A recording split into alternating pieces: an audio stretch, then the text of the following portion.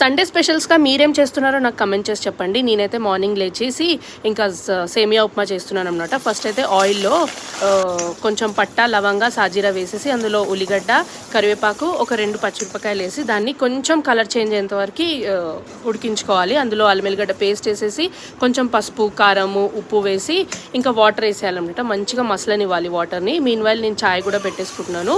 Actually ఇది మా పిల్లలు కూడా ఇష్టంగా తింటారు. ఇది నేను సేమియా అని చెప్పాను, మ్యాగీ అని చెప్తాను. చాలా బాగుంటుంది టేస్ట్. సో మీరు కూడా ట్రై చేయండి ఒకసారి.